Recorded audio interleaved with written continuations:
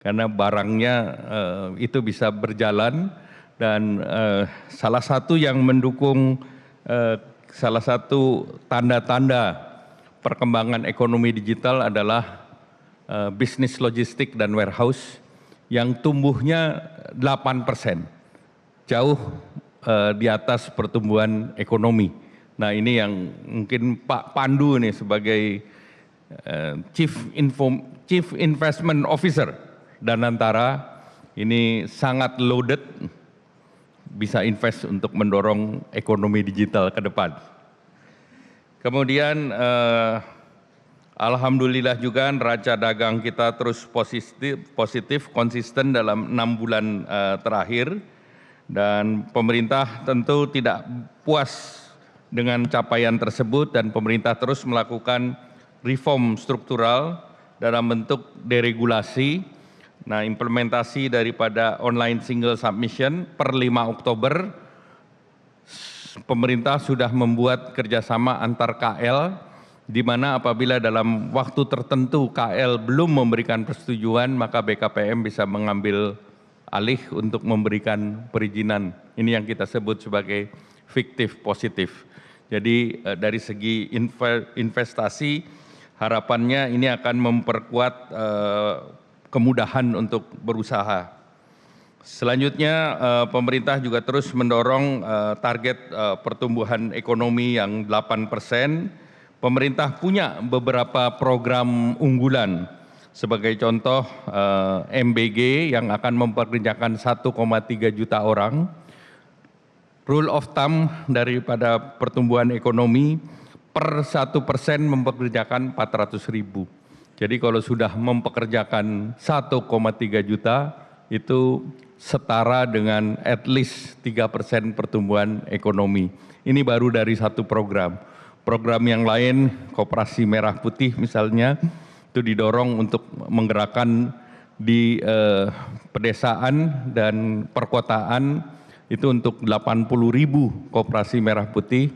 Sekarang di desa dalam 10 tahun terakhir anggarannya adalah 1 miliar, tetapi dengan koperasi merah putih anggarannya ini akan naik 4 kali, sekitar 4 miliar, tentu dengan uang yang beredar baik dari koperasi merah putih, dari makan bergizi gratis akan menimbulkan ekosistem baru, di mana ekosistem baru tersebut termasuk para vendor di sektor tersebut. Dan kemudian juga hilirisasi pemerintah terus lanjutkan, baik itu dari segi nikel. Kita tahu bahwa nikel kita berhasil meningkatkan, salah satu sukses story.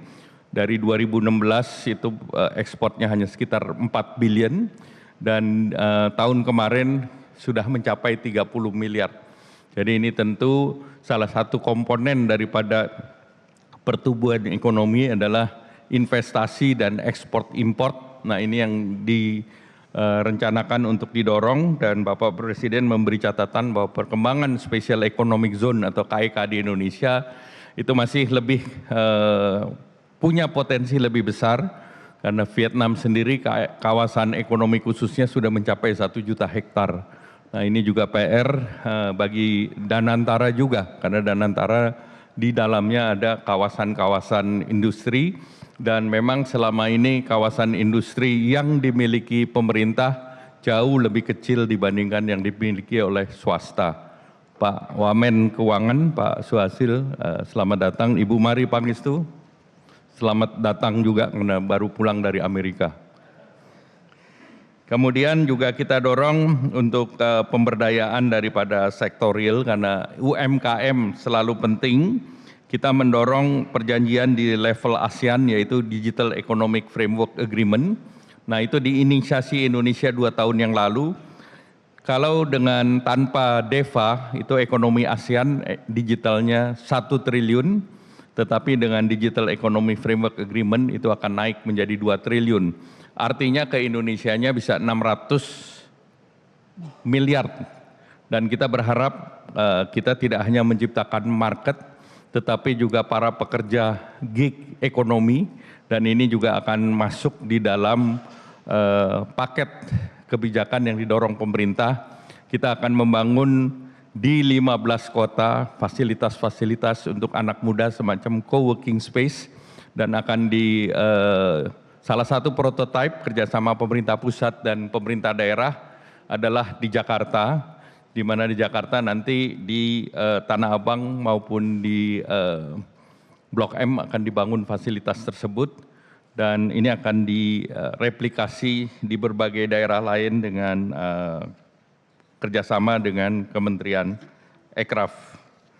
Nah, selanjutnya saya ingin menyampaikan bahwa pertumbuhan yang terus kita dorong ini diharapkan akan terus bertingkat. Tahun depan target sesuai APBN, ini Pak Suhasil punya target 5,4%, tetapi berikutnya kita harus tumbuh 6-7%, dan kita berharap di tahun tersebut Danantara sudah tidak di landasan, sudah mulai terbang. Nah, ini menjadi kunci. Pemerintah juga sudah komitmen untuk membangun PLTS sampah, di mana persoalan kita di berbagai negara untuk mendorong turisme itu adalah Indonesia yang bersih.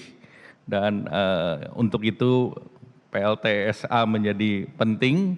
Dan salah satu low hanging fruit di sektor pariwisata yang saat sekarang juga sudah mulai kembali, ini diharapkan bisa mencapai 16 juta turis, dan turisme itu adalah sektor yang diharapkan bisa menjadi pemicu juga untuk penghasil devisa, di mana sektor akomodasi, kafe, hotel, dan juga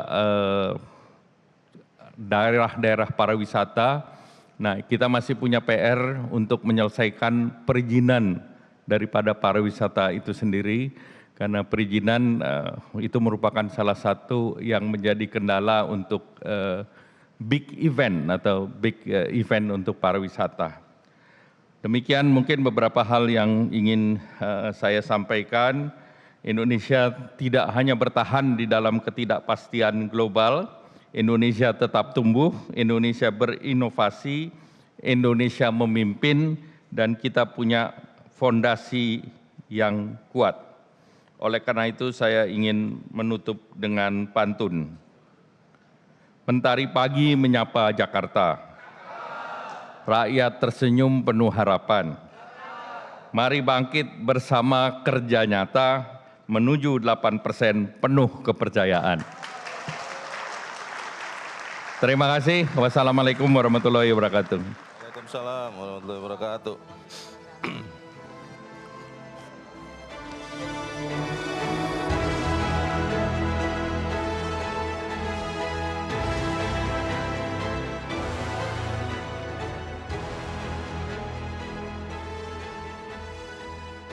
Terima kasih Bapak Erlangga Hartarto atas pemaparannya yang luar biasa, inspiratif dan juga bermanfaat. Jelajahi cara baru mendapatkan informasi. Download Metro TV Extend sekarang.